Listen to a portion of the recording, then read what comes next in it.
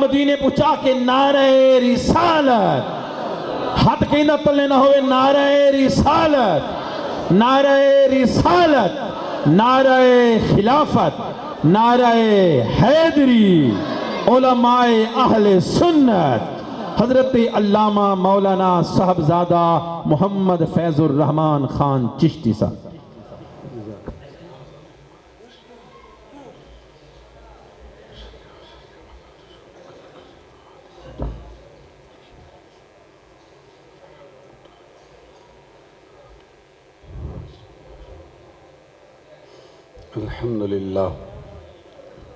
الحمد لله الذي لم يزل عالما قديرا سميعا بصيرا والصلاة والسلام على من أرسله بالحق بشيرا ونذيرا وداعيا إلى الله بإذنه وسراجا منيرا صلى الله عليه وسلم وعلى آله وأصحابه أجمعين. أما بعد فأعوذ بالله من الشيطان الرجيم. بسم الله الرحمن الرحيم. ربنا وبعث فيهم رسولا منهم يتلو عليهم آياتك ويعلمهم الكتاب والحكمة ويزكيهم. صدق الله العظيم. قال الله تبارك وتعالى في القرآن المجيد والفرقان الحميد في شان حبيبه محبرا وامرا إن الله وملائكته يصلون على النبي يا أيها الذين آمنوا صلوا عليه وسلموا تسليما. الصلاة والسلام عليك يا سيدي يا رسول الله وعلى آلك وأصحابك يا حبيب الله.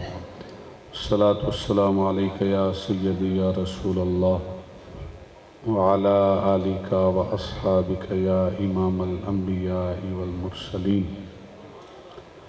اللهم صل وسلم على رسولك الكريم وآله الطاهرين.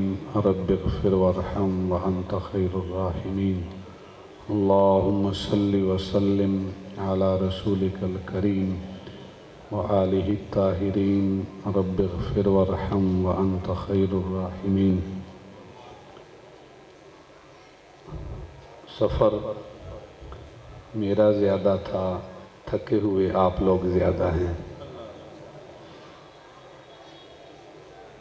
10-11 گھنٹے کا سفر میرا تھا اور تھکے ہوئے آپ لوگ زیادہ ہیں، اس لیے اتنی تھکاوٹ ہے کہ درود شریف بلند آواز سے پڑھنا بھی گوارا نہیں ہے. ذرا بلند آواز سے پڑھنا. صلاۃ والسلام علیک یا سیدی یا رسول اللہ وعلی آلک واصحابک یا امام. صلاۃ والسلام علیک یا نبی اللہ. صلاۃ والسلام علیک یا نور اللہ. آج ہم تمام دوست احباب عرس مبارک کی اس عظیم الشان آخری نشست کے اندر تشریف فرما ہیں. سید السادات فخر السادات پیر طریقت رہبر شریعت سالار نقشبند سید حامد رضا شاہ بخاری روشانی نقشبندی رحمۃ اللہ تعالی علیہ، آپ کا 6واں سالانہ عرس مبارک، اس میں آپ بھی تشریف فرما ہیں. میں بھی تھوڑا بہت سفر کر کے آیا ہوں. خالق کائنات آپ لوگوں کا آنا، میرا یہاں پہنچنا اپنی بارگاہ میں شرف قبولیت عطا فرمائے. رونق محفل، زینت محفل پیر طریقت صاحبزادہ سید حسن رضا شاہ صاحب دامت برکاتہم العالیہ والقدسیہ. زینت محفل، رونق محفل سید السادات فخر السادات جناب صاحبزادہ سید ظفر رضا شاہ صاحب دامت برکاتہم العالیہ والقدسیہ. رونق محفل، زینت محفل سید السادات فخر السادات جناب سید طاہر رضا شاہ صاحب دامت برکاتہم العالیہ والقدسیہ، اور رونق محفل، صدر محفل، سرپرست اعلیٰ پیر طریقت رہبر شریعت پیر سید الطاف حسین شاہ صاحب دامت برکاتہم العالیہ والقدسیہ، اور میں نام نہ لوں تو مناسب نہیں ہوگا، یہ جو ساری رونق آپ کو نظر آ رہی ہے، محترم المقام جناب ملک محمد شفیع صاحب کہ اتنے ادارے کو مینج کرنا، لے کے چلنا، کوئی بندہ سنبھالنے والا اچھا ہونا تو ساتھ چلنے والے اللہ اچھے ہی عطا کرتا ہے، سرپرست اچھے ہوں تو ساتھ جو چلنے والے ہوتے ہیں اللہ تعالیٰ مخلص عطا کر دیتا ہے۔ میں یہ دیکھتا ہوں ساتھیوں کو، سجاد حامدی صاحب ہیں، راول رضا حامدی صاحب ہیں، یہ وسیم حامدی صاحب ہیں، ایک جذبہ ہے اپنے شیخ کے ساتھ، تعلق پہ ایک ناز ہے، ایک بھروسہ ہے، اور ایک تعلق ہوتا ہے جو مجبوراً ہوتا ہے، ظاہراً ہوتا ہے، اندر سے نہیں ہوتا۔ اور الحمدللہ میں کوئی نہ خوش آمد کرتا ہوں اور نہ اس کو اچھا سمجھتا ہوں، میں نے جس ساتھی کو بھی دیکھا ہے، جس حامدی دوست سے بھی بھائی سے ملاقات ہوئی ہے، اپنے پیر سے اس کے دل میں ایک والہانہ عقیدت اور محبت کا رشتہ پایا ہے۔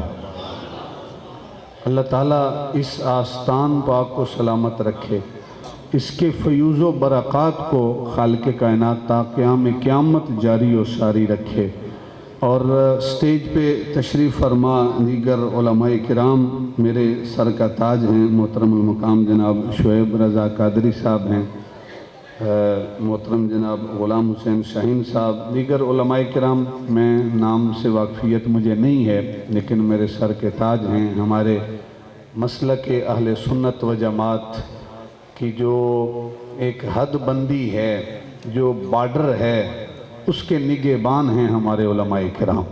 اللہ تعالیٰ علماء کا سایہ ہمارے سروں پر تا دیر سلامت رکھے، چونکہ عرس مبارک کی محفل ہے، اور اسی مناسبت سے میں نے قرآن مجید فرقان حمید کی ایک آیت کریمہ آپ احباب کے سامنے تلاوت کرنے کا شرف حاصل کیا، اور آج کی اس عرس کی مجلس میں صرف 2 باتیں میں آپ لوگوں کو سمجھانے کی کوشش کروں گا۔ امید کروں گا کہ یہ 2 باتیں اگر آپ کو سمجھ آ گئیں تو آپ کو شیخ کامل بھی نظر آئے گا کہ صحیح معنوں میں شیخ کامل کون ہے، اور وہ بھی آپ کو نظر آئے گا کہ جس کی نظر ہمارے اس جیب کے اوپر رک جاتی ہے پیسوں کی خاطر، اور وہ بھی آپ کو نظر آ جائے گا کہ کس کی نظر جیب پر رکتی نہیں ہے، سیدھی دل کی دھڑکن کے اوپر جا کے پڑتی ہے۔ یہ 2 باتیں سادہ سادہ انداز میں سمجھاؤں گا، اگر آپ لوگ میرے ساتھ چلیں گے تو تھوڑا سا شروع میں میرا ساتھ دیں گے، شروع میں تھوڑی گفتگو مشکل ہوگی لیکن ساتھ دیں گے تو انشاءاللہ آگے بڑا آسان ہو جائے گا۔ جو سٹیج والے حضرات ہیں ان کے لیے تو سمجھنا آسان ہے، آپ لوگوں کے لیے سمجھنا تھوڑا مشکل ہے، لیکن ساتھ دیں گے میں آسان کر کے آپ لوگوں کو سمجھانے کی کوشش کروں گا۔ احباب جی وقار، عالم ارواح ہے جہاں میری بھی روح، آپ کی بھی روح، ہر مرید کے شیخ کی بھی روح اکٹھی ہے۔ خالق کائنات کی بارگاہ سے آواز آتی ہے، آواز کیا آتی ہے؟ الستُ بربکم، کیا میں تمہارا رب نہیں؟ اپنا دیدار بھی عطا کیا اور ساتھ سوال بھی ہوا، الستُ بربکم، کیا میں تمہارا رب نہیں؟ تو ارواح سے خطاب تھا، ساری ارواح خاموش ہو گئیں کہ پہلی مرتبہ کلام ہے، ہم نے اس کا جواب کیا دینا ہے؟ سارے خاموش، صرف ایک آواز آتی ہے، اور وہ آواز کیا ہے؟ آواز آتی ہے بلا، کیوں نہیں باری تعالیٰ تو ہمارا رب ہے۔ یہ آواز کس کی ہے؟ یہ تیرے میرے آقا و مولا احمد مجتبیٰ محمد مصطفیٰ کی آواز ہے۔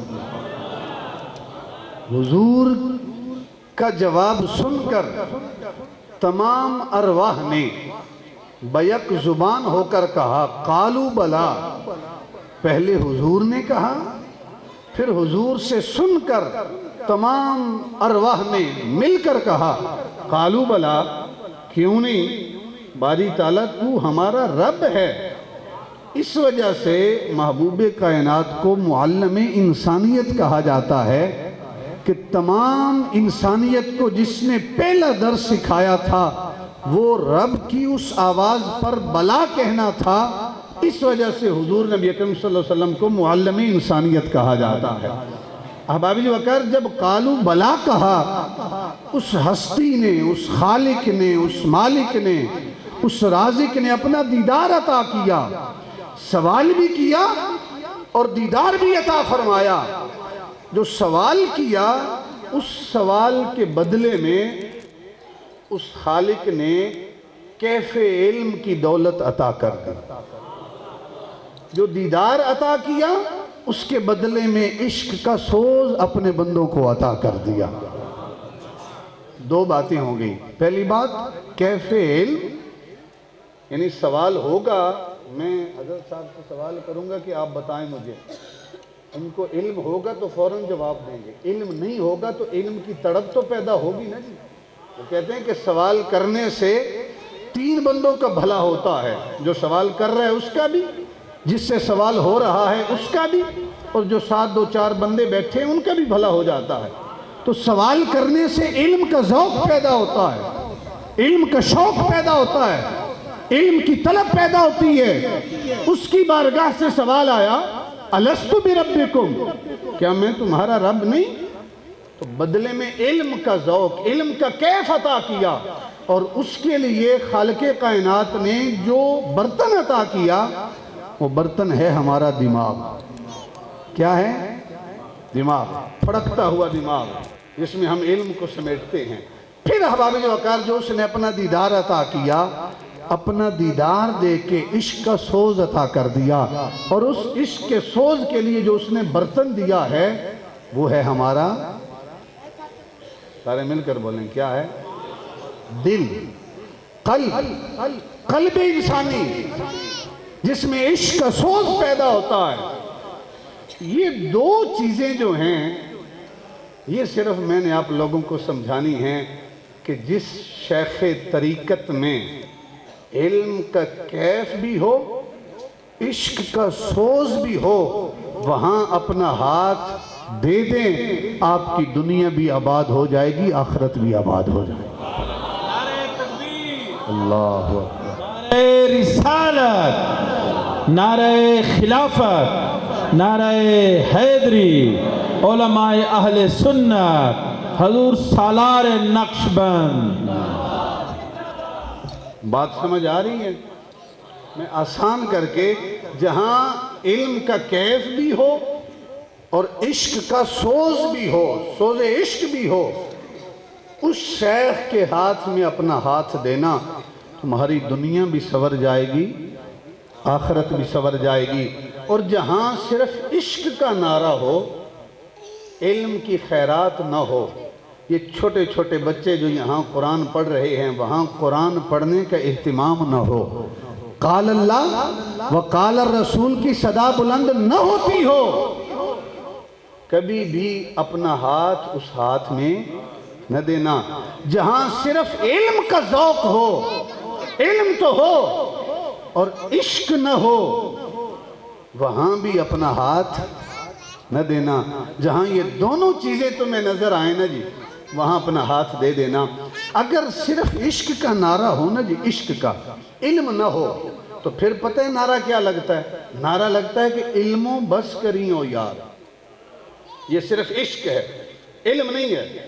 بابا بلے شاہ رحمۃ اللہ تعالیٰ علیہ نے حق کہا تھا، انہوں نے جو کہا تھا سچ کہا تھا، لیکن ان کی جو علم و بس کریوں یار کی طرف توجہ تھی، وہ اس علم سے بس کرنے کی بات تھی جس علم میں غرور ہو، جس علم میں تکبر ہو، جس علم میں انا آ جائے کہ مجھ سے بڑا خطیب کوئی نہیں، مجھ سے بڑا عالم کوئی نہیں، مجھ سے بڑا مفتی کوئی نہیں۔ بابے بھلے شاہ رحمت اللہ تعالی علیہ نے اس علم سے بس کرنے کی کہا تھا، لیکن یہاں جاہلوں نے یہ کہا کہ قرآن کی ضرورت نہیں، نعوذ باللہ من ذالک، حدیث رسول کی ضرورت نہیں، فقہ کی ضرورت نہیں، نور الہدایہ کی ضرورت نہیں، کنز الدقائق کی ضرورت نہیں، ہدایہ کی ضرورت نہیں، شرح جامع کی ضرورت نہیں۔ انہوں نے کہا کہ علم بس کریو یار کہ یہ جو کالے حروف ہیں اس کا ہمارے ساتھ کوئی تعلق نہیں، ہمارا تو کوئی اور علم ہے، یہ وہ ہیں جہاں صرف عشق کا نعرہ ہے، علم سے تعلق نہیں ہے۔ اور اس سے پھر جو اگلا نعرہ ہوتا ہے، اس سے جو اگلا نعرہ ہے وہ کیا ہوتا ہے کہ وہ اس سے اگلا جہالت کا جو نعرہ ہے وہ یہ ہوتا ہے کہ اپنے پیر، جہاں صرف عشق ہو علم نہ ہو، وہاں یہ ہوتا ہے کہ اپنے پیر کو مخاطب کر کے تھوڑا دتا کھاندیاں، تھوڑے صدقے پتر ملدا، تھوڑے صدقے رزق ملدا۔ رازق اللہ کی ذات ہے، اولاد دینے والی ذات اللہ کی ہے، رزق دینے والی ذات اللہ کی ہے۔ ہاں اللہ کے نیک بندوں کے وسیلے سے وہ ضرور عطا کرتا ہے، لیکن دینے والی ذات اللہ کی ہے۔ اب ابھی جو کر پھر اس سے جو اگلا سٹیج آتا ہے جہاں صرف عشق کا نعرہ ہے، علم نہیں ہے، وہاں پھر قبروں کے طواف اور نعوذ باللہ پھر بندہ شرک کی طرف چلا جاتا ہے۔ یہ وہ وہاں ہوتا ہے جب صرف عشق ہو ساتھ علم نہ ہو۔ یہ ہے کہ صرف عشق ہو، بندہ راہ راست سے بھٹک جاتا ہے۔ اب دوسری مثال دے رہا ہوں، جہاں صرف علم ہو عشق نہ ہو پھر بھی بندہ صراط مستقیم پہ رہتا نہیں ہے۔ کیسے نہیں رہتا؟ رب کی بارگاہ سے آواز آتی ہے، اسجدوا لآدم، کہ اے ملائکہ میرے آدم کو سجدہ کرو۔ فسجدوا، سب ملائکہ نے سر سجدے میں رکھا۔ جبریل امین سجدے میں ہیں، میکائیل سجدے میں ہیں، اسرافیل سجدے میں ہیں، اسرائیل سجدے میں ہیں، سارے ملائکہ نے سر سجدے میں رکھا۔ صرف ایک تھا جس نے سجدہ نہیں کیا، الا ابلیس، ابلیس نے سجدہ نہیں کیا۔ جب رب نے پوچھا کہ اے ابلیس تو نے سجدہ کیوں نہیں کیا، تو نے سجدہ کیوں نہیں کیا، تو ابلیس کے پاس علم تھا تو اس نے دلیلیں دینا شروع کر دی، اس نے دلیلیں دینا شروع کر دی کہ سجدہ میں نے اس لیے نہیں کیا کہ انا خیر من، خلقتنی من نار وخلقتہ من طین، میں بہتر ہوں اس سے، جب میں اس سے بہتر ہوں آدم سے، مجھے تو نے آگ سے بنایا ہے، آدم کو تو نے مٹی سے بنایا ہے، مٹی نیچے کو جاتی ہے، آگ اوپر کو اٹھتی ہے، میں اس سے بہتر ہوں، میں کیسے آدم کو سجدہ کروں؟ علم تھا، دلیلیں دینا شروع کر دی۔ شیطان عالم بھی تھا، یہ سٹیج والے سمجھیں گے میرے جملے، عالم بھی تھا، عابد بھی تھا، ساجد بھی تھا، عالم بھی تھا، عابد بھی تھا، ساجد بھی تھا، عامل بھی تھا، عمل کرنے والا بھی تھا، علم رکھنے والا تھا، سجدے کرنے والا تھا۔ صرف ایک شے کی کمی تھی، وہ کیا کہ شیطان کے پاس عشق نہیں تھا، شیطان عاشق نہیں تھا۔ اگر عاشق ہوتا تو رب کعبہ کی عزت کی قسم وہ یہ نہ دیکھتا کہ آدم بہتر ہے یا میں بہتر ہوں، وہ سر سجدے میں رکھتا، یہ دیکھتا کہ میرے یار نے مجھے حکم کیا دیا ہے۔ نعرہ تکبیر، نعرہ رسالت، علماء اہل سنت، فیضان حضور سالار نقشبند، مرحبا۔ اللہ اللہ اللہ اللہ اللہ جل جلالہ۔ شیطان عالم بھی تھا، عابد بھی تھا، ساجد بھی تھا، عامل بھی تھا، صرف ایک شے کی کمی تھی کہ شیطان عاشق نہیں تھا۔ عاشق ہوتا تو یہ نہ دیکھتا کہ وہ بہتر ہے یا میں بہتر ہوں، وہ سر سجدے میں رکھتا، یہ دیکھتا کہ میرے یار نے مجھے حکم کیا دیا ہے۔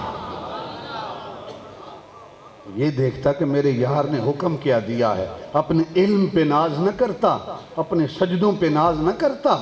یہی شے ہے جو میں سمجھانا چاہتا ہوں کہ اگر آپ کے پاس علم بھی ہے، آپ کے پاس عشق بھی ہے، اور آپ کا شیخ طریقت، شیخ کامل آپ کو اشارہ کرتا ہے، ادھر بیٹھ جائیں۔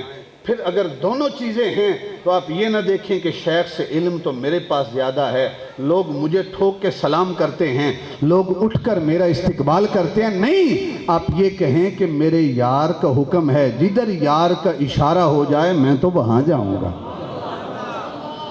کیف علم دیکھیں، سوز عشق دیکھیں۔ الحمدللہ جو اس آستانے سے وابستہ ہیں، میں مبارکباد پیش کرتا ہوں کہ اس آستانے، اس مقدس آستانے کے اوپر کیف علم کی دولت بھی ہے اور سوز عشق کی دولت بھی ہے۔ یہاں بچے الحمد سے لے کر والناس تک قرآن پڑھتے ہیں، یہ کیا ہے؟ یہ کیف علم ہے۔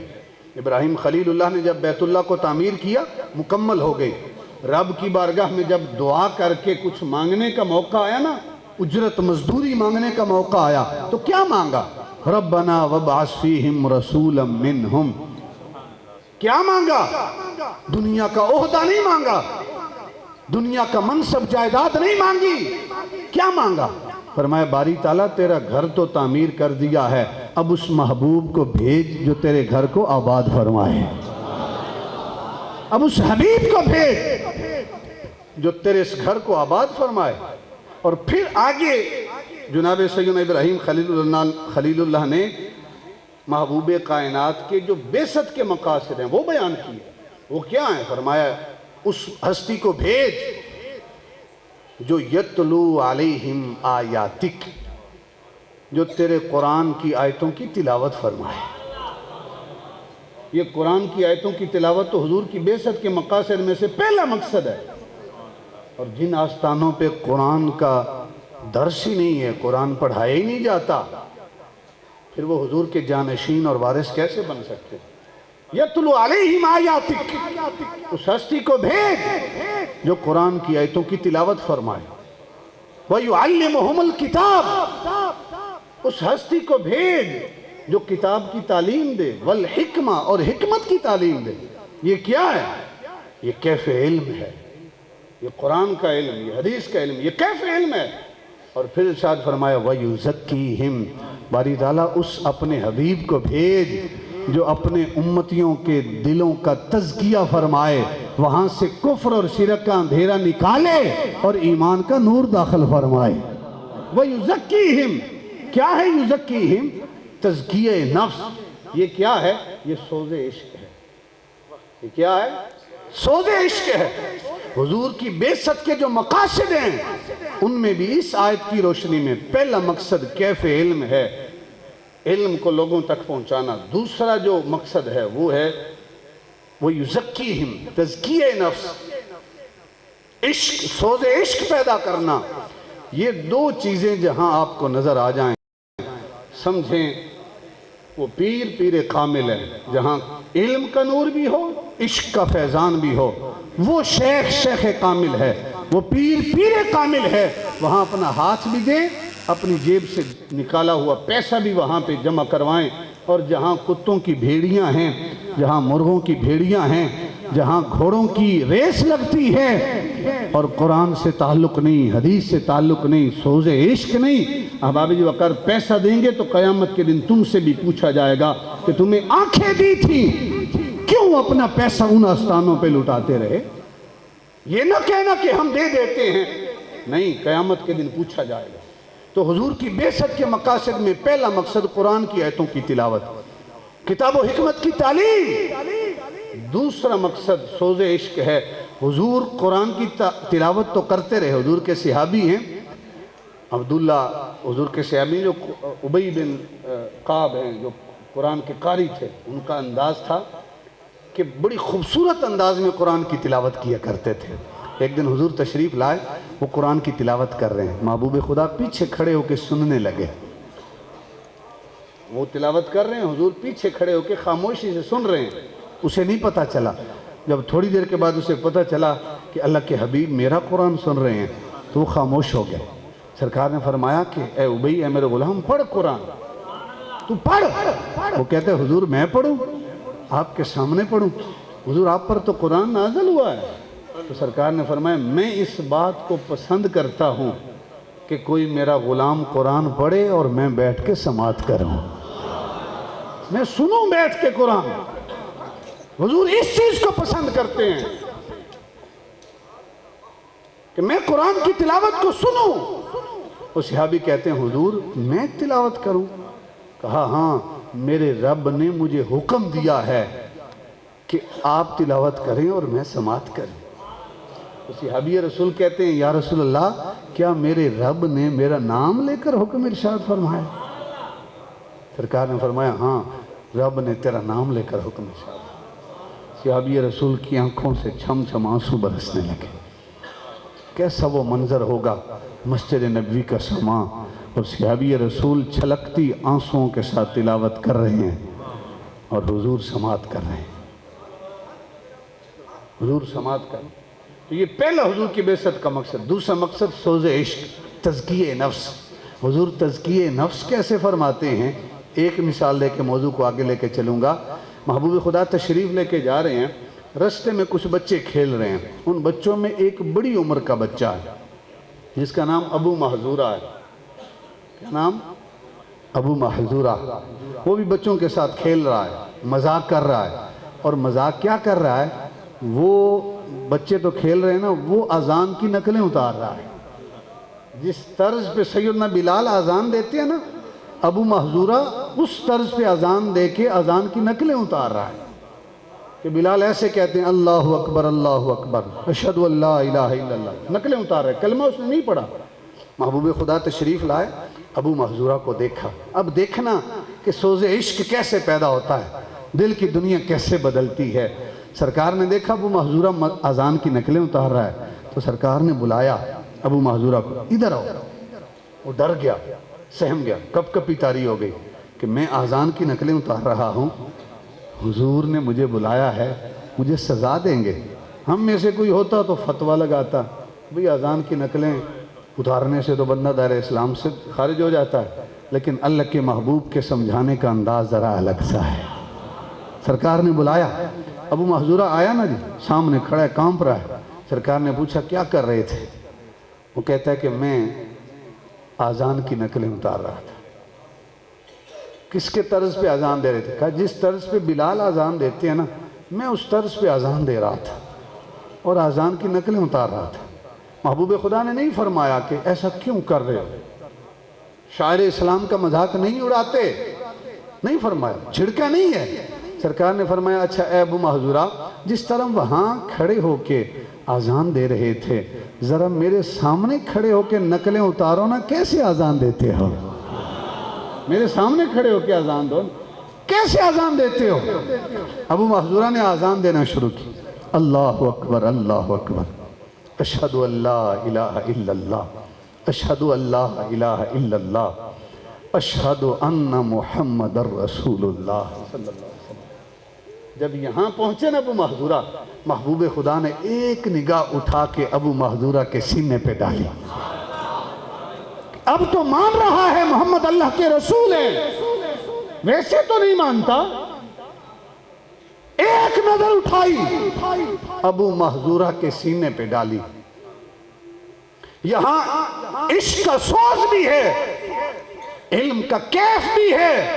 علم اور عشق سے لبریز جب نظر ابو محذورہ کے سینے پہ پڑتی ہے, ابو محذورہ نے اذان مکمل کی, حی علی الصلاۃ حی علی الفلاح اللہ اکبر لا الہ الا اللہ. اذان مکمل ہوئی. جب اذان مکمل ہوئی تو سرکار نے ارشاد فرمایا اے ابو محذورہ جا, چلا جا, تجھے کوئی سزا نہیں دے گا. اب ابی وقار وہ پہلے ڈر رہا تھا کہ مجھے سزا ملے گی. جب سرکار نے اذان سنی, اذان مکمل ہوئی, کہا جا ابو محذورہ چلا جا, تجھے اجازت ہے, تو نے کلمہ نہیں پڑھا, تجھے کوئی سزا نہیں ہے. ابو محذورہ ہاتھ جوڑ کے عرض کرتے ہیں یا رسول اللہ, ابو محذورہ اب کہیں جانے کے قابل نہیں رہا. اللہ اکبر اللہ اکبر. یا رسول اللہ ابو محذورہ اب کہیں جانے کے قابل نہیں رہا۔ اے ابو محذورہ میں نے تو کوئی سزا نہیں دی، میں نے تو کچھ نہیں کہا، کیا وجہ ہے کیوں جانے کے قابل نہیں رہا؟ کہا یا رسول اللہ پہلے تو وہاں اذان دے رہا تھا، اذان دیتا تھا، کچھ نہیں ہوتا تھا۔ یا رسول اللہ جب آپ کے سامنے اذان دی ہے، جب اشہد ان محمد رسول اللہ کہا ہے، یا رسول اللہ جب اس جملے کو ادا کیا ہے، آپ کی نظر میرے دھڑکتے ہوئے دل پہ پڑی ہے، یا رسول اللہ اب ابو محذورہ کا وہ پہلے والا دل نہیں رہا، اب ابو محذورہ کہیں جانے کے قابل نہیں رہا۔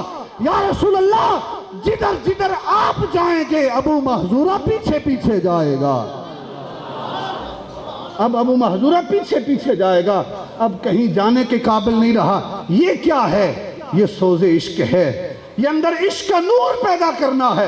ایک نگاہ ڈال کے ولی کامل وہ ہوتا ہے، پیر کامل وہ ہوتا ہے جو ایک نگاہ ڈالے تو دل کی دنیا بدل کر رکھ دے۔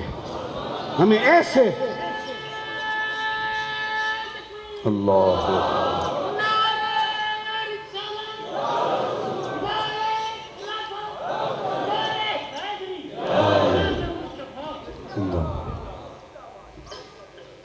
تھک تو نہیں گئے؟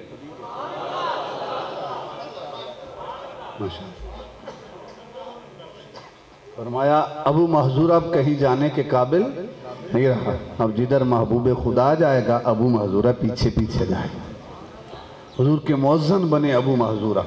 احباب بکر جہاں دونوں چیزیں نظر آئیں، کیف علم، سوز عشق، وہاں اپنا ہاتھ دیں، اور جہاں ان میں سے ایک چیز بھی نہ ہو وہاں اپنا ہاتھ نہ دیں، نہ اپنی دنیا خراب کریں نہ اپنی آخرت خراب کریں۔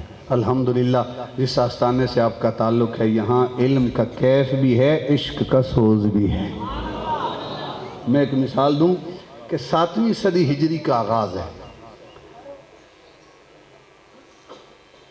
تاتاری جو ہیں انہوں نے شہر بغداد کے اوپر حملہ کیا، ایک دن میں 2.5 لاکھ سے زیادہ مسلمانوں کو شہید کیا۔ کتنے؟ ایک دن میں 2.5 لاکھ سے زیادہ مسلمانوں کو شہید کیا۔ اور تاتاری جس شہر میں آتے تھے نا جی، فوراً حکم ہوتا تھا کہ یہاں سے مسلمان نکل جائیں۔ کسی مسلمان کو تاتاری کا سامنا کرنے کی اجازت نہیں تھی کہ سامنا کریں گے تو سر قلم کر دیا جائے۔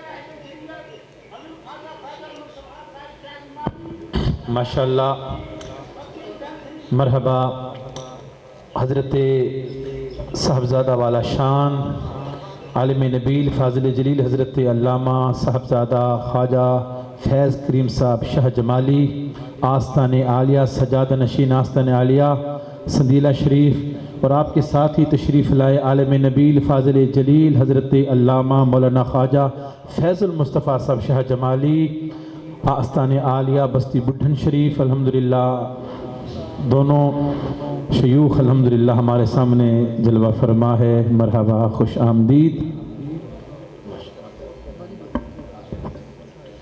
ماشاءاللہ،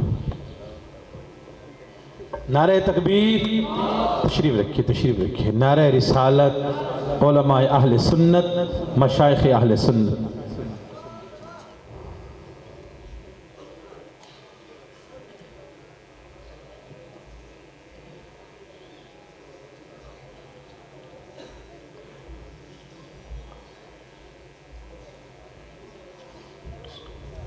اللہ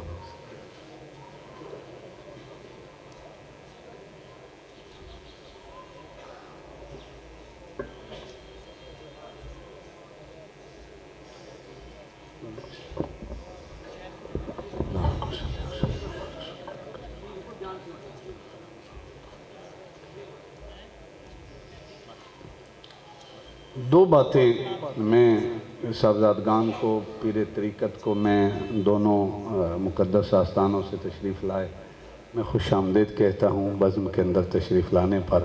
تو دو باتیں میں سمجھانے کی کوشش کر رہا ہوں کہ سوز عشق اور کیف علم۔ اپنے پیر جہاں ہاتھ دے رہے ہیں وہاں یہ دو چیزیں دیکھیں، علم کا فیضان بھی اور عشق کی خیرات بھی۔ جہاں یہ دونوں چیزیں ہوں اپنا ہاتھ دیں، اور جہاں دونوں چیزوں میں ایک شے کی کمی ہو وہاں نہ ہاتھ دیں نہ پیسہ دیں۔ 7ویں صدی ہجری ہے، شہر بغداد کے اوپر تاتاری حملہ کرتے ہیں۔ ایک دن میں 2.5 لاکھ سے زیادہ مسلمانوں کو شہید کیا جاتا ہے۔ تو جو میری طرف رکھیں، یہ جو حضرات ہیں میڈیا والے وہ اپنا کام کریں گے، میں آپ لوگوں سے مخاطب ہوں، آپ میری طرف دیکھیں۔ تو ایک دن میں 2.5 لاکھ سے زیادہ مسلمانوں کو شہید کیا جاتا ہے۔ تاتاری اتنے ظالم تھے کہ کوئی بھی مسلمان سامنا نہیں کرتا تھا، اس لیے کہ فوراً گردن اتار دی جاتی تھی۔ جس شہر میں تاتاری داخل ہوتے تھے مسلمان نکل جاتے تھے۔ ایک شہزادہ کسی شہر میں آیا، دربند شہر، جب وہاں پہنچا تو پہلے حکم ہوا پولیس والوں کو کہ جاؤ نکالو سارے مسلمانوں کو۔ اعلان ہوا، سارے مسلمان نکل گئے۔ وہ آئے پولیس والے، مسجد میں دیکھا 2 فقیر بیٹھے ہیں۔ انہوں نے کہا نکلو، شہزادہ آ رہا ہے۔ تو انہوں نے کہا کسی کی جرت ہی نہیں ہے جو ہمیں اللہ کے گھر سے نکال سکے، کسی کی مجال جو ہمیں اللہ کے گھر سے نکال سکے۔ احباب جو وقار، انہوں نے کہا ملنگ ہیں، فقیر ہیں، چھوڑو۔ انہوں نے ویسے بات کر دی، پولیس والے نکل گئے۔ شہزادہ آیا، اس نے پوچھا شہر میں کوئی رہ تو نہیں کیا مسلمان؟ کہا حضور اور تو کوئی نہیں، صرف 2 فقیر لوگ بیٹھے ہیں مسجد میں، اور ہم نے کہا نکلو۔ انہوں نے کہا کسی کی جرت ہی نہیں ہے جو ہمیں نکال سکے۔ بادشاہ کو دھچکا لگا، کوئی ہمیں بھی ایسا کہہ سکتا؟ کہا فوراً جاؤ زنجیروں میں جکڑو، بیڑیاں ڈالو، ہتکڑیاں ڈالو، اور لا کر ان 2 ملنگوں کو، فقیروں کو ہمارے سامنے پیش کرو۔ فوراً پولیس والے گئے، ہتکڑیاں ڈالی، بیڑیاں ڈالی، اور زنجیروں میں جکڑ کے شہزادے کے سامنے پیش کر دیا۔ جب شہزادے کے سامنے پیش کیا تو شہزادے نے کہا، تاتاری شہزادے نے، بھئی تم نے اعلان نہیں سنا؟ کہا کہ کسی کی جرت ہی نہیں ہے جو ہمیں ہماری مرضی کے بغیر کسی شہر سے نکال سکے۔ شہزادہ بھی حیران ہوا کہ عجیب ٹیون ہے بات کرنے کی، ہماری بارگاہ میں، ہماری مجلس میں تاتاری شہزادہ اور کوئی مسلمان ایسی بات کرے؟ تو کہا کہ تم باتیں تو بڑی بڑی کرتے ہو، ابھی زنجیریں ہیں، ہتکڑیاں ہیں، پاؤں میں بیڑیاں ہیں، ہمارے سامنے جکڑے ہوئے ہو اور باتیں اتنی بڑی بڑی کرتے ہو۔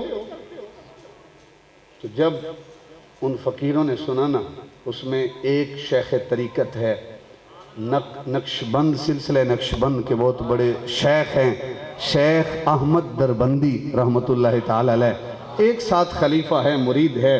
اب عابد وقر میں ممبر پہ بیٹھا ہوں، میں جب آیا تو لوگوں نے، یہ ساتھیوں نے بڑی محبتوں کے ساتھ استقبال کیا، پانی پیش کیا، نعرے لگے۔ میں یہاں بیٹھا ہوں، آپ لوگ میرے ہم نوا ہیں، میں اچھی بات کرتا ہوں، آپ سبحان اللہ کہتے ہیں۔ ممبر پہ بیٹھ کے حق بات کہنا بڑی بات ہے، لیکن ظالم اور جابر بادشاہ کے سامنے حق بات کہنا اس سے بڑا جہاد کوئی نہیں ہے۔ جابر بادشاہ کے سامنے حق بات کہنا۔ اب ابھی وقار کہا باتیں تو بڑی بڑی کر رہے ہو، پاؤں میں بیڑیاں، ہاتھ میں ہتکڑیاں، زنجیروں میں جکڑے ہوئے ہو، ادھر کہتے ہو کسی کی مجال ہی نہیں ہے جو ہمیں نکال سکے۔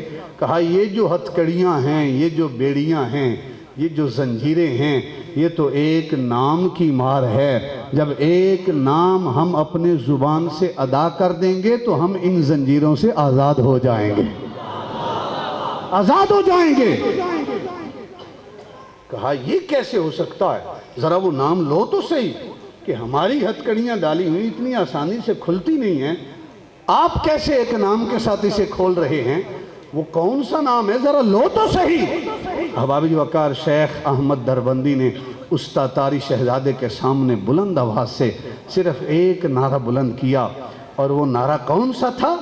وہ نعرہ وہ تھا جب محبوب خدا کسی غزوے سے واپس تشریف لائے نا، حضور آرام کر رہے تھے، ایک مشرک آیا، کافر آیا، اس نے تلوار اٹھائی اور تلوار اٹھا کے حضور کو بیدار کیا۔ حضور کو بیدار کر کے کہا کہ اب آپ کو میرے ہاتھوں سے کون بچائے گا؟ تو اللہ کے حبیب نے صرف ایک نام لیا تھا، کہا اللہ۔ کیا کہا؟ اللہ۔ جب شیخ احمد دربندی نے سنا کہ شہزادہ کہہ رہا ہے ذرا لو وہ نام، کہ جس نام کے اندر اتنی برکت ہے، اتنی طاقت ہے کہ وہ زنجیروں کو توڑ کے رکھ دیتا ہے، بیڑیوں اور ہتھکڑیاں توڑ کے رکھ دیتا ہے، ذرا لو وہ نام۔ تو شیخ احمد دربندی رحمت اللہ تعالی علیہ نے اس شہزادے، تاتاری شہزادے کے سامنے بلند آواز سے کہا اللہ۔ آپ بھی ذرا میرے ساتھ مل کے کہیں، گونج پیدا ہو جائے، اللہ اللہ۔ احباب وقار، لفظ اللہ اس شیخ کامل کی زبان سے نکلنے کی دیر تھی، جسے اللہ نے عشق کا سوز بھی دیا تھا، علم کا کیف بھی دیا تھا، اللہ نے علم کی خیرات بھی دی تھی، عشق کا سوز بھی دیا تھا۔ ادھر زبان سے لفظ اللہ نکلنے کی دیر تھی، وہ ساری زنجیریں، وہ ہتھکڑیاں، وہ بیڑیاں فوراً ٹوٹ کر زمین پہ بکھر کر رہ جاتی ہیں۔ اب وقار، جب تاتاری شہزادے نے دیکھا کہ اس نام کے اندر اتنا اثر ہے، کہا فوراً چھوڑ دو، کسی اور مسلمان کو دربند شہر میں داخل ہونے کی ضرورت نہیں ہے، لیکن خبردار یہ جو دو فقیر آئے ہیں، آج کے بعد انہیں کوئی بھی تنگ نہیں کرے گا، ان سے کوئی سروکار کسی کا نہیں ہوگا، جہاں جانا چاہتے ہیں جائیں۔ اب وقار وہ ہستی تھی جس کے پاس علم کا کیف بھی تھا، عشق کا سوز بھی تھا، وہی شہزادہ کبھی کبھی پھر شیخ احمد دربندی کے پاس حاضر ہوتا تھا، زانوِ تلمذ طے کرتا تھا، شیخ نگاہ ڈالتے تھے، دل کی دنیا بدلنے کی کوشش کرتے تھے۔ وقت گزرتا گیا، نظر پڑتی رہی، علم کی بھی نظر ہے، عشق کی بھی نظر ہے۔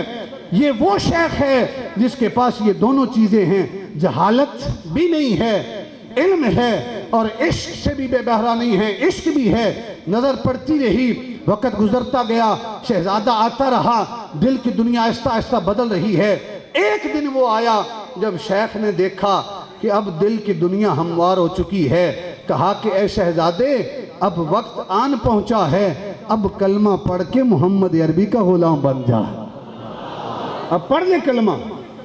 شہزادے نے سنا تو کہا کہ حضور کلمہ پڑھوں گا تو جو بڑے ہیں مجھ سے وہ تو مجھے نہیں جینے دیں گے، ٹکڑے ٹکڑے کر دیا جاؤں گا۔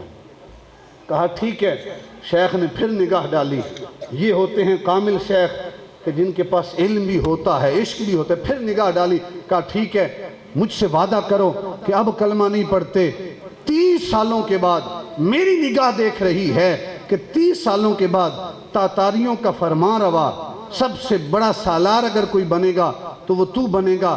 جب تاتاریوں کا تو شہزادہ فرمان روا بنے گا، مجھ سے وعدہ کر، پھر کلمہ پڑھ کے دائرہ اسلام میں داخل ہوگا۔ شہزادے نے کہا میں بادشاہ بھی بنوں گا، تاتاریوں کا بڑا بھی بنوں گا؟ تو شیخ نے کہا ہاں میری نگاہ دیکھ رہی ہے، ایک وقت آئے گا۔ اور ٹھیک 30 سالوں کے بعد وہی شہزادہ فرمان روا بنتا ہے۔ جب وہ فرمان روا بنا تو شیخ کامل، ایک روایت میں ہے کہ آپ وصال کر کے اپنے بیٹے کو وصیت کی، ایک روایت میں کہ خود چل کے آئے اور آ کر کہا کہ ذرا اس وعدے کو پورا کرو نا جو 30 سالوں پہلے مجھ سے کیا تھا۔ اس تاتاری شہزادے نے سنا تو کہا کہ آج سے 30 سالوں پہلے جب آپ نے میرے سامنے کلمہ حق بلند کیا تھا، آپ نے اللہ کی صدا بلند کی تھی، اسی دن میں دل سے کلمہ پڑھ کے دائرہ اسلام میں داخل ہو گیا تھا۔ یہ وہ شیخ ہے جس کے پاس کیف علم بھی ہے، سوز عشق بھی ہے۔ یہ دونوں چیزیں ہوں تو پھر بندہ صراط مستقیم پہ ہے۔ ان دونوں چیزوں میں سے کوئی ایک چیز بھی راہ راست سے نہ ہو اندر تو پھر انسان راہ راست سے بھٹکا ہوا ہے، اس کے ہاتھ میں کبھی ہاتھ نہ دے۔ احباب وقار، پرانے دور کے جو بزرگ تھے نا جی، انہوں نے، ان کے پاس سادہ تھے لیکن یقین کی دولت بڑی تھی، یقین کی دولت بڑی تھی۔ بالخصوص مجھے حکم ہوا ہے چند باتوں کا، میں ان باتوں کی طرف آ رہا ہوں کہ وہ ہستیاں جن کے پاس علم کا کیف بھی ہوتا ہے، عشق کا سوز بھی ہوتا ہے، پھر احباب جی وقار وہ ایک عام گھر کے اندر پیدا ہونے والے ہوتے ہیں، لیکن جب جنازے اٹھتے ہیں تو پھر پورا ملک جام ہو جاتا ہے۔ احباب جی وقار پھر پورا ملک جام ہو جاتا ہے۔ پھر لاہور والے بڑے بڑے حکمران دیکھتے ہیں کہ بابا جی کے اندر کیا دولت ہے کہ پورا پاکستان اور بیرون ممالک سے لوگ آ رہے ہیں۔ کیا چیز تھی؟ اندر کیف علم تھا اور سوز عشق کی دولت تھی۔ یہ دو چیزیں تھیں۔ زندہ آباد، زندہ آباد۔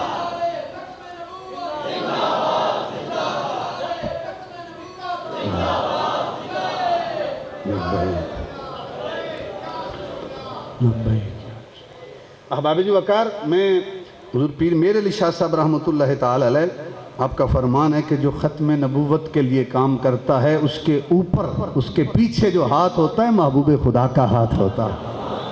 پھر وہ کامیاب کیوں نہ ہو جو ناموس رسالت کی خاطر نکلے، پھر کائنات والا کوئی بھی اس کی، وہ پنجابی میں کہتے ہیں نا کہ کوئی بھی اس دی کنڈ لا سکدا نہیں۔ پیر میر علی شاہ صاحب کا ایک مرید تھا نا جی، وہ مرید ہونے کے لیے آیا، آپ نے مرید کیا۔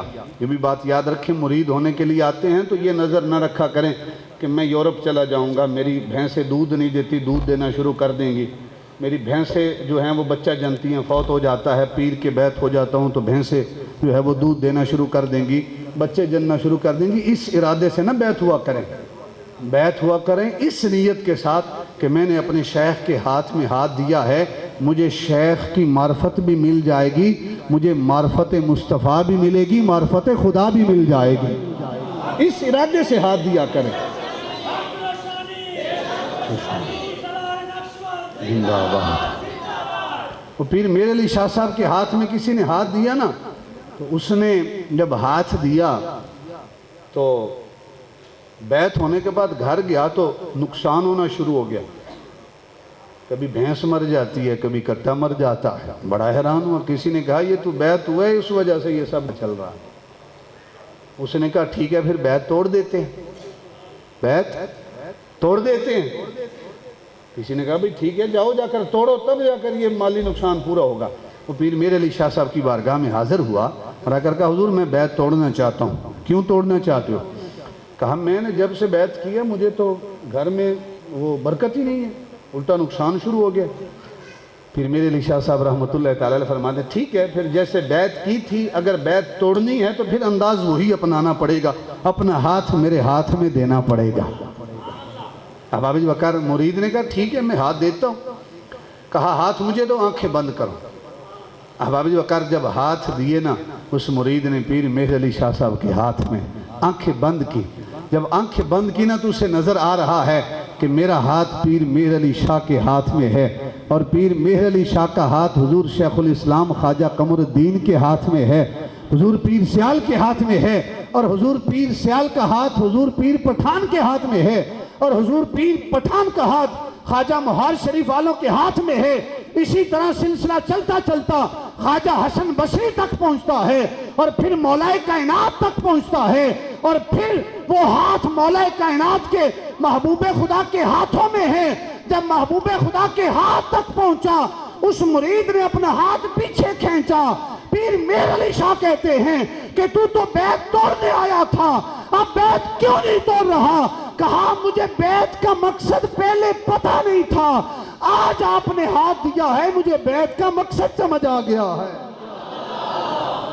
آج مجھے سمجھ آیا ہے کہ پیر ہاتھ پکڑتا ہے تو مرید کا ہاتھ پکڑ کے محبوب خدا کی بارگاہ میں پہنچا دیتا ہے۔ احباب جی وقار، بیت کیا کریں تو اس نظریے کے ساتھ۔ پرانے دور کا وہ بابا تھا، میرا سوشل میڈیا کے اوپر یہ کلپ موجود ہے، ایک پیج ہے جس کا نام میرے ذہن میں نہیں، کھوجا اس قسم کا نام ہے، تو اس کے اوپر یہ میرا جو ہے وہ کلپ اپلوڈ ہے۔ تو وہ جو اپلوڈ کرنے والا میں نہیں جانتا کہ وہ کون ہے، جگہ کھوجی غالباً اس پیج کا نام ہے۔ تو ادھر اس نے میری آئی ڈی سے وہ کلپ لیا اور اس اپنے پیج کے اوپر اپلوڈ کیا، اور ساتھ لکھا کہ جو بھی قادیانی یہ تقریر سنے گا، یہ 4 منٹ کا کلپ سنے گا، اس کے بعد وہ کبھی قادیانی نہیں رہے گا۔ میں نے نہیں دعویٰ کیا، یہ اس کا دعویٰ ہے دوسرے پیج والے کا۔ تو وہ کلپ کیا تھا کہ ضلع تھرپارکر، یہ سندھ کے اندر، تو وہاں کا ایک بابا، جس طرح میں نے بات کی نا کہ پرانے دور کے بابے یقین کامل تھا، بابا تھا، سادہ تھا، لیکن عشق کامل تھا۔ وہ کیا کر رہے، لوہاروں کا کام کرتا ہے اور بیٹھا ہے جو کلہاڑی ہے اس کو تیز کر رہا ہے۔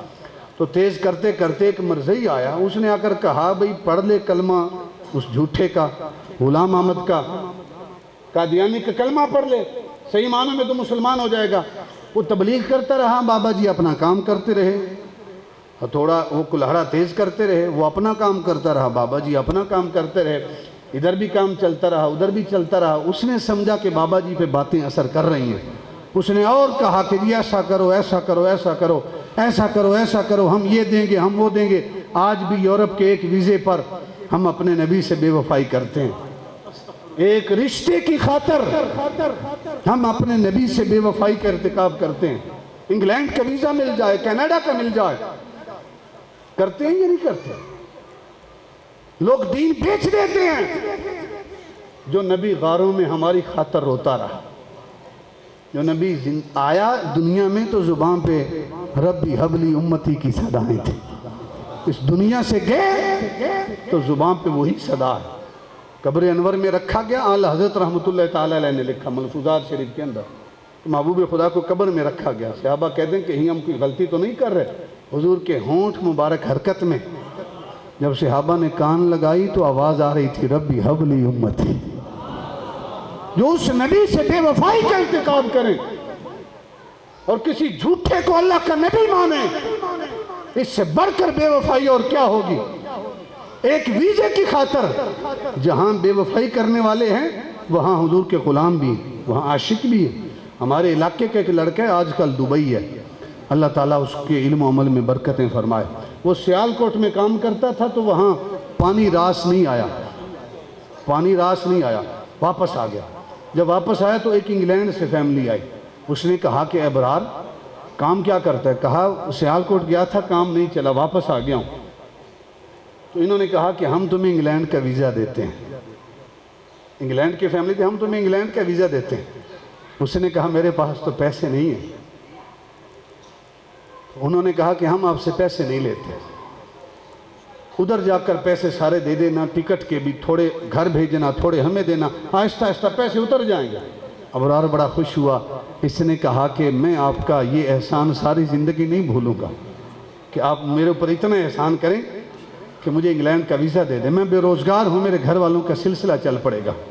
تو انگلینڈ والوں نے کہا ایک چھوٹی سی شرط ہے ہماری، شرط قبول کر لو، ہم تمہیں انگلینڈ کا ویزا دیتے ہیں۔ اس ابرار نے پوچھا وہ شرط کیا ہے؟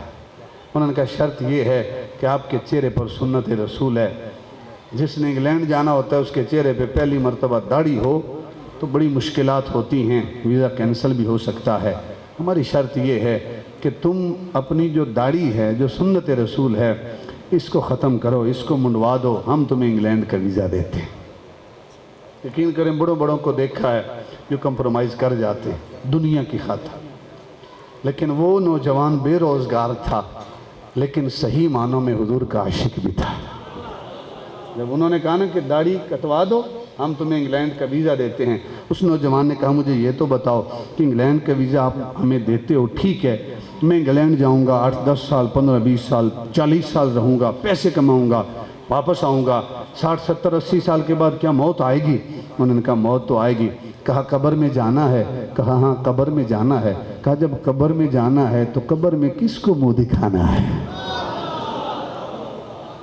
قبر میں کس کو منہ دکھانا ہے؟ ما کنت تقول فی حق ھذا الرجل،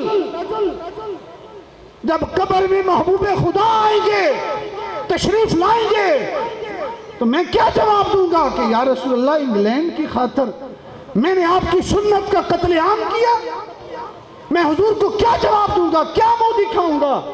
احباب جو وقار وہ بے روزگار تھا، اس نے کہا نبی کی سنت کا قتل عام کر کے اپنے نبی سے بے وفائی نہیں کر سکتا، تمہارے انگلینڈ کے ویزے کو میں پاؤں کی ٹھوکر پہ مارتا ہوں، میں نبی سے بے وفائی نہیں کر سکتا۔ اب ابی بکر جہاں ایمان بیچنے والے ہیں وہاں اپنے نبی کی خاطر سب کچھ قربان کرنے والے بھی موجود ہیں، وہاں غازی ممتاز حسین قادری جیسے جوان بھی موجود ہیں، وہاں غازی علم الدین شہید جیسے جوان بھی موجود ہیں۔ وہ بابا برکت علی اپنا کام کر رہے ہیں، مرزائی اپنا کام کر رہے ہیں۔ اس نے سمجھا کہ میری تبلیغ اثر کر رہی ہے، یہ پتہ نہیں تھا کہ بابا تو پوری پہنچی ہوئی سرکار ہیں۔ اب ابی بکر جب اس کی تبلیغ مکمل ہوئی وہ فوراً اٹھا، بابا جی اٹھے، انہوں نے وہ کلہاڑی اٹھائی اور اس مرزائی کی گردن پہ رکھے۔ اب یقین کامل دیکھیں، گردن پہ کلہاڑی رکھی اور کلہاڑی رکھ کر کہا کہ اے مرزائی زبان سے بلند آواز سے کہہ کہ غلام احمد قادیانی وہ جھوٹا ہے، مرزا جو ہے وہ لعنتی ہے، وہ کذاب ہے، وہ فاسق ہے، وہ فاجر ہے، کہہ بلند آواز سے۔ اب ابی بکر اگر انگلینڈ کے ویزے کی خاطر کسی کو نبی مانا ہونا تو پھر جان پیاری ہوتی ہے، پھر زبان سے سب کچھ ادا ہوتا ہے۔ وہ مرزائی کہتا گیا کہ مرزا لعنتی ہے، مرزا کذاب ہے، مرزا جھوٹا ہے، مرزا ایسا ہے، مرزا ایسا ہے۔ جو بابا جی کہتے گئے مرزا وہی کہتا چلا گیا۔ جب سب کچھ کہلوا چکا بابا جی تو پھر کلہاڑی اس مرزائی کے ہاتھ میں دی اور مرزائی کو دے کے کہا اب کلہاڑی رکھ میری گردن پر اور میری گردن پر رکھ کر کے کہ میں اپنے آقا و مولا احمد مجتبیٰ کی بارگاہ میں ایسے نعوذ باللہ ناجائز کلمات کہوں۔ کہا کہ یہ تو ایک جان ہے، اگر لاکھوں جانیں بھی ہوں کٹ تو سکتا ہوں، مر تو سکتا ہوں، اس جسم کے ٹکڑے ٹکڑے تو ہو سکتے ہیں، محبوب خدا کی بارے میں ایک جملہ کہنا بھی دور کی بات ہے، ہم تو ایک لفظ بھی اگر کسی اور بندے کی زبان سے سن لے تو ہم تو اس بندے کے ٹکڑے ٹکڑے کر کے رکھ لیتے ہیں۔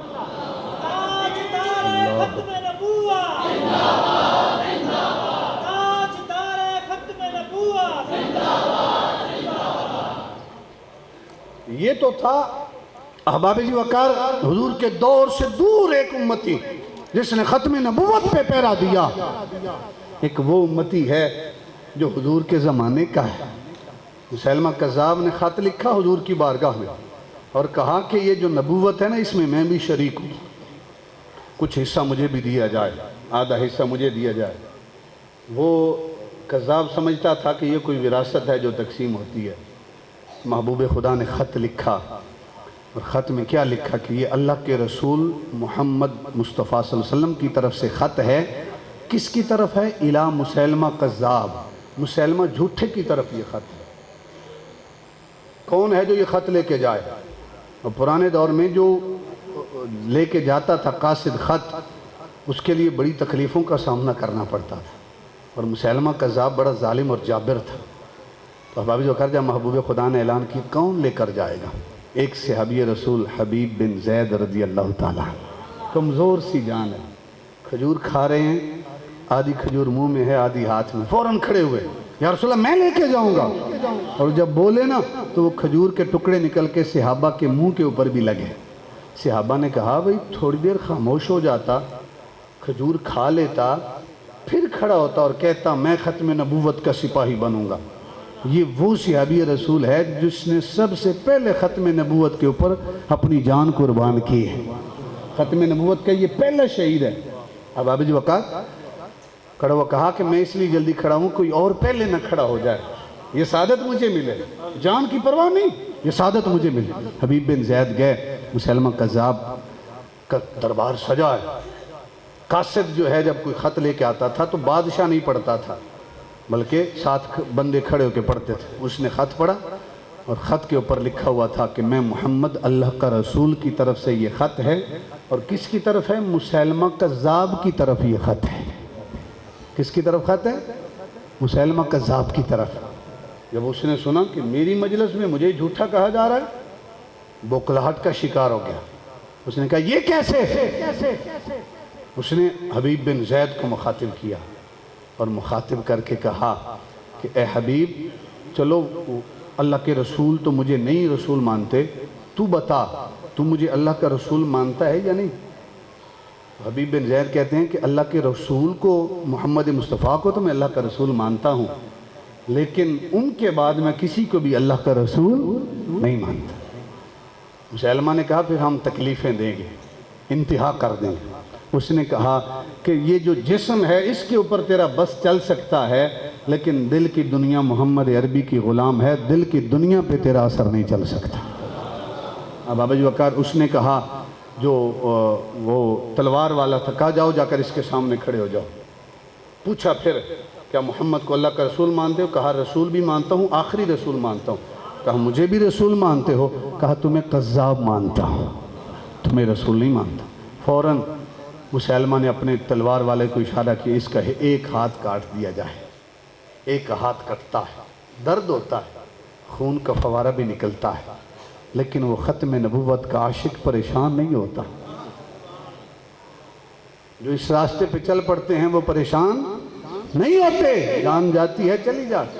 اب بابا جی وقار پھر اس نے کہا محمد کو اللہ کا رسول مانتے ہو؟ کہا مانتے ہیں، آخری رسول مانتے ہیں۔ کہا میں مسلمہ کو بھی اللہ کا رسول مانتا ہے۔ کہا تو کذاب ہے، تو جھوٹا ہے۔ روایت کے الفاظ ہیں کہ اللہ کے رسول کے بعد کسی کو نبی ماننا، اس الفاظ کو سننے کے لیے میرے کان بہرے ہیں، میں نہیں سن سکتا ایسے الفاظ۔ کہا اس کا دوسرا ہاتھ بھی کاٹو۔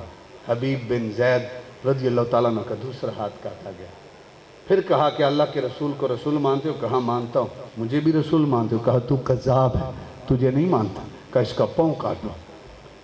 پھر کہا کہ اللہ کے رسول کو رسول مانتے ہو؟ کہا مانتا ہوں۔ مجھے بھی رسول مانتے ہو؟ کہا تو کذاب ہے، تو جھوٹا ہے، تو لعنتی ہے۔ اب ابو بکر کہا دوسرا پاؤں بھی کاٹو۔ اس عاشق رسول نے، اس عاشق ختم نبوت نے اپنی جان تو قربان کر دی، لیکن اللہ کے رسول کے بعد کسی جھوٹے کو اللہ کا نبی تسلیم کیا نہیں، کسی جھوٹے کو نبی نہیں مانا۔ یہ ختم نبوت کا پہلے شہید ہے حبیب بن زید رضی اللہ تعالیٰ عنہ۔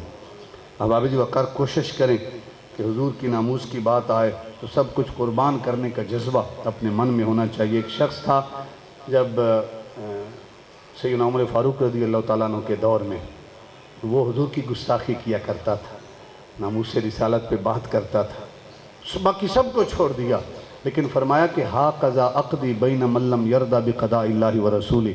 فرمایا کہ اگر وہ جو شخص ملے نا جس نے محبوب خدا کی گستاخی کی ہے، اگر وہ تمہیں خانہ کعبہ کی دیواروں کے اندر پردہ غلاف کعبہ میں چھپا ہوا ملے، پھر بھی تم نے کیا کرنا ہے؟ اس کا سر تن سے جدا کرنا ہے، اس لیے کہ وہ اللہ کے محبوب کی بارگاہ میں گستاخی کا ارتکاب کرتا ہے۔ اور کسی کا سر قلم کیا تو کہا کہ ایسا کیسے؟ کہا کہ جو اللہ اور اس کے رسول کے فیصلے کو نہیں مانتا، پھر ہماری تلوار اس کا فیصلہ کرتی ہے۔ میں دعا گو ہوں خالق کائنات اس عرس مبارک کی محفل کو، مجلس کو اپنی بارگاہ میں شرف قبولیت عطا فرمائے۔ اب ساتھی دور و نزدیک سے تشریف لائے، اللہ رب العزت آپ کا آنا قبول فرمائے۔ مشائخ اعظام تشریف لائے، ان کا آنا خالق کائنات اپنی بارگاہ میں قبول فرمائے۔ اللہ تعالیٰ میرا تھوڑا بہت سفر ہے، اللہ تعالیٰ اس کا صلہ مجھے عطا فرمائے۔ بروز قیامت قبر میں اللہ تعالیٰ اندھیرے کو نور میں بدل دے، یہی دعا ہے۔ خالق کائنات ہم سب کو اپنی آخرت کی فکر کی توفیق عطا فرمائے۔ وما علینا الا البلاغ المبین۔ صلاۃ السلام کے لیے کھڑے جائیں۔ صلاۃ السلام۔ آمین۔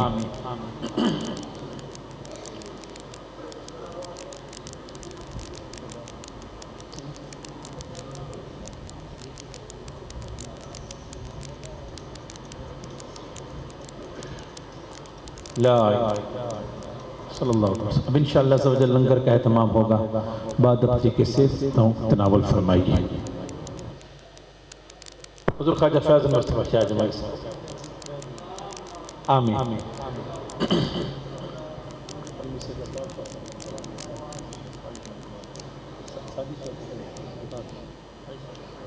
حضور کی بلا سید ساجد شاہ سے 5ویں دعا سے آمین۔